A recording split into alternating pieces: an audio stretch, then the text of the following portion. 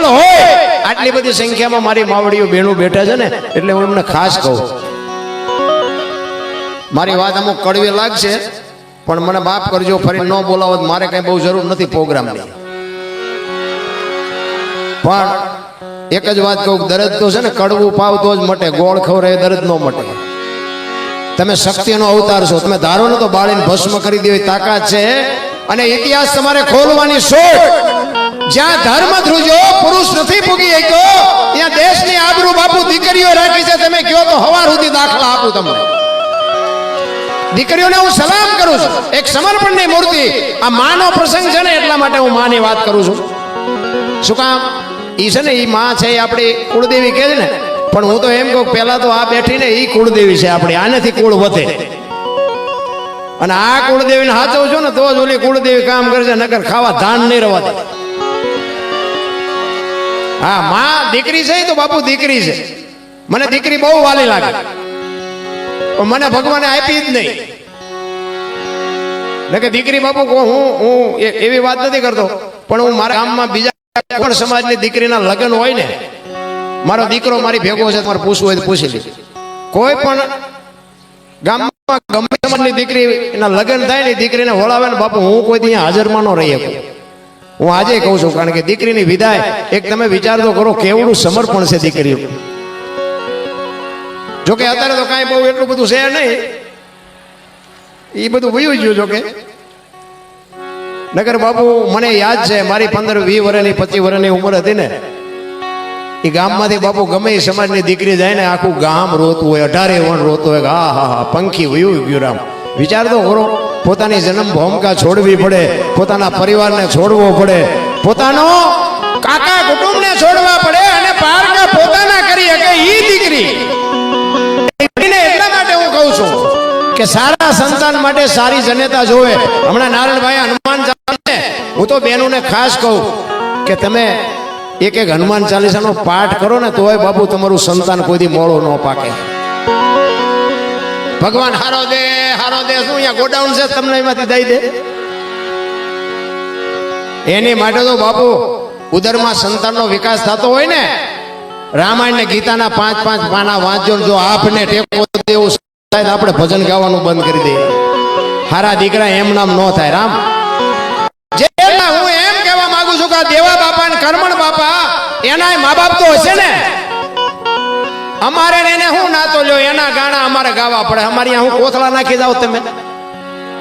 આ કેવડી મા બાપની કમાણી હશે, કેટલું સંસ્કારનું સિંચન કર્યું હશે બાપુ, એની વાંહે આટલી દુનિયા ટીંગાઈ રહી છે. હું તો ગમે ત્યાં પ્રોગ્રામમાં ને હું કોઈને કહેતો નથી પૈસા નાખજો, નાખો તાટું છે, નો નાખો સારું સારું લગાડવા નાખો છો. હું કહેતો નથી, અમુક સ્ટેજ સાઉન્ડ ભાઈનું છે, લુકડા ભાઈનું ખાતે થોડા લખી દેવાના છો. તારું સારું લગાડવા, સારું સાઉન્ડ ને હારા માંડવા, અમે હમણાં વ્યા જાઓ. પણ કહેવાનો મારો અર્થ એ છે કે જીવનમાં આવડો મોટા માણસ પછી આપણને જો સાંટો ન પડે, સમજી લેજો કે આંટો થયો છે. જીવનમાં બાપુ કંઈક પરિવર્તન તો આવવું જોઈએ. અને બહેનોને ખાસ કહું, એમાં એક મારી બહેનોને ખાસ ભલામણ કે ફેશનનું માપ રાખજો. ફેશન એટલે કહેવાનો મતલબ કે તમને ભગવાને આપ્યું, ખાઓ પીઓ વાપરો મોજ કરો, એમાં હું નથી કહેતો, પણ દર્શન ન હોય એટલી મને ખબર પડે. કારણ કે એક શક્તિનો અવતાર છે બાપુ, દેહના પ્રદર્શન ન હોય. આ રામાયણનો એક પ્રસંગ કહું, સીતાજી કે લક્ષ્મણ રેખા ઓળંગી ગયા અને એનું હરણ થયું. રામાયણ કહે છે તો હું એમ કહું છું, સીતાજીમાં તાકાત જ નહોતી, કોઈ શક્તિ જ નહોતી. અગ્નિનો ગોળો હતો મારા રામ. હું તો આ અગ્નિના ગોળા છે, હજી આજે ધારે તો આ પતાવી દે. અગ્નિનો ગોળો એમાં ભગવતી સીતા મિથિલા નરેશની દીકરી, અગ્નિનો ગોળો એક રાવણ માથે દ્રષ્ટિ પડે, રાવણની રાખ આ દુનિયામાં ન પડે. પણ આપણને રસ્તો બતાવ્યો કે જે લક્ષ્મણ રેખા ટપી જાય ને એનું આ દુનિયામાં હરણ જ થાય. ગામો ગામ રાવણ છે, મરી ગયા વેમમાં ન રહેતા.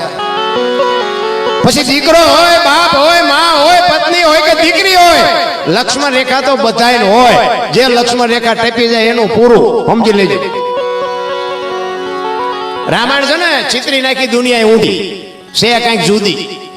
અત્યારે એ કે રામચંદ્ર પરમાત્મા ઓલા હરણને કે મારવા ગયા, હોનાનું હણ હતું, હોનાના હણિયા હોય કોઈથી ભાર્યા. અત્યારે હોનાનું હણિયું આવ્યું, આપણે એમ કે હોનાના જ નહીં હતા, હવે આ કઈ કપટ જ છે. તો રામને નહીં ખબર પડી હોય, પણ રામાયણ એમ કે છે કે જે મોહની વાયા દોડે ને એનું વાયા ઘરમાં પતન જ થાય. બાપુ મોહ વાયા બહુ દોડવાની જરૂર નથી. એટલા જ માટે દીકરી માટે હું એટલે કહું છું કે બાપુ દેહના પ્રદર્શન નો મહાપુરુષો કહે છે કે 3 વસ્તુ ઉપર પડદો રાખો, એક અનાજ ઉપર, ભોજન ઉપર, અને એક સંપત્તિ ઉપર, અને એક દીકરી ઉપર. આ 3 માથેથી જેથી પડદો હટી જાય ને તેથી બાપુ એની કિંમત ઉડી જાય. લખવું હોય તો લખી લેજો. એક રાંધેલું ભોજન હોય ને ઉઘાડું પડ્યું હોય તો કોઈ ન કે આ ખાવું છે, ખાય એવું હોય જ નહીં.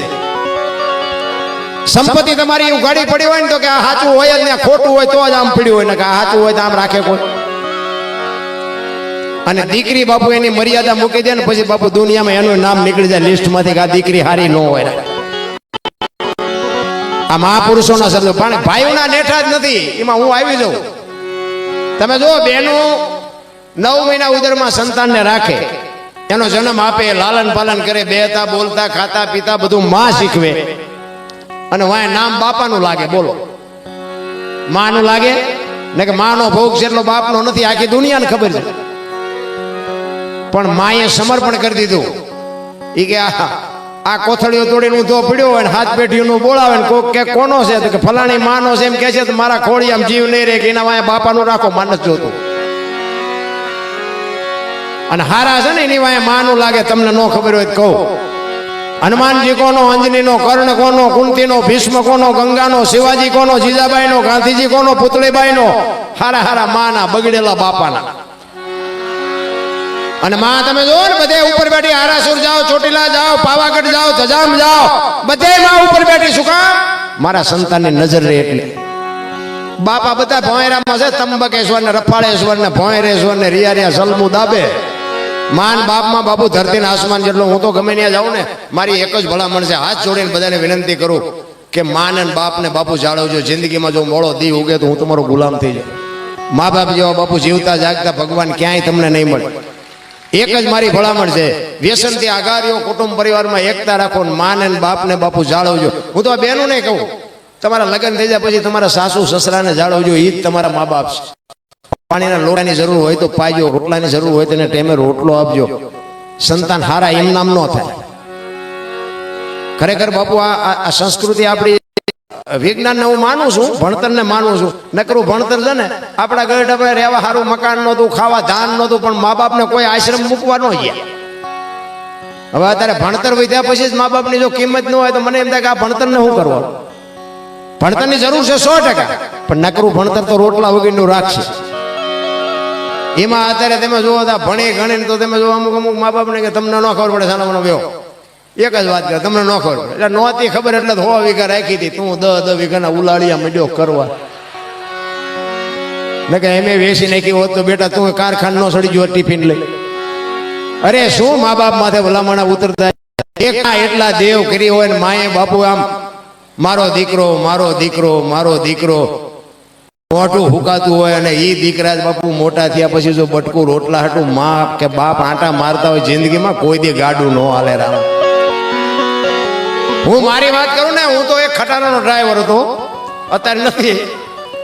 ખટારાનો ડ્રાઈવર. આપણે જિંદગીમાં કઈ સારું કામ કર્યું નથી. આપણે કઈ મંદિરે નથી ગયા, સીતારામે નથી કર્યા, કોઈ 10 રૂપિયા નથી આપ્યા, પણ મેળ પડી ગયો મા બાપની સેવા કરી એમાં. ને ખટારાનો ડ્રાઈવર તો 19મી કોમ નો કહેવાય. તમે હેઠે બેઠા છો ને અમને ઉપર ચડાવ્યા છે બાપુ, કંઈક તો મારી માથે નાખ્યું છે ને, મારા ગુરુએ કંઈક તો મને આપ્યું છે ને. અને મારો દીકરો હારે છે ને એ બાપુ ભજન ગાય છે. મારા એક દીકરાનો દીકરો છે ને એ ગાય છે ભજન. હમણાં નાના દીકરા દીકરીઓના પૈસા નાખવા આવતા હતા ને, હું બહુ રાજી થતો, કારણ કે આવા પહેલ તમે પાડો ને તો જ પ્રજાને ખબર પડે. આ પહેલ પાડવાની જરૂર છે. તમે જ ઉભા વાહડા જેવા રખડતા હોય તો છોકરા શું કરે? આપણે વાંકું વળવું જોવે ને કે. એટલે તમને મને મહાપુરુષોએ ખૂબ બધી શાન કરી છે, પણ ભજન મેં કીધું ને, મને ઘણા બધાએ કીધું. હું આવ્યો ને, જોકે હું આવ્યો તમારા ગામમાં પહેલી વાર, પણ આ મીડિયાના માધ્યમથી ઘણા બધા મને મળ્યા કે બાપુ તમારા વિડીયા બહુ જોઈએ, તમારા વિડીયા જોઈએ કાંઈ નહીં વળે, એમાં હું બોલ્યો એ કરજો. જોઈએ શું વળે એમાં હું જે બોલ્યો છું ને એવું કંઈક કરજો. અને હું કોઈ દી કોઈને એમ નથી કહેતો કે આને કોમેન્ટ કરજો, લાઈક કરજો, પૂછડું કરજો, ઢોકળું કરજો, આપણે કાંઈ જરૂરી નથી. એ 2 હાથવાળા શું દઈ દો, 1000 હાથવાળો કોમેન્ટ કરે તેથી ભૂખ ભાંગે, 2 જણા હું તને દેવાના હતા. એટલે મારે એવો કોઈ હિસાબે નથી, પણ મારો તો એક જ હિસાબ હોય કે મને કોઈ પણ જગ્યાએ પ્રોગ્રામમાં બોલાવ્યો હોય અને આટલા બધા બેઠા, એમાં જો 5 જણાને મારી વાત ગમી જાય એટલે મને એમ થાય કે મારી રાત સુધરી છે, બસ આપણો કોઈ હિસાબ નથી.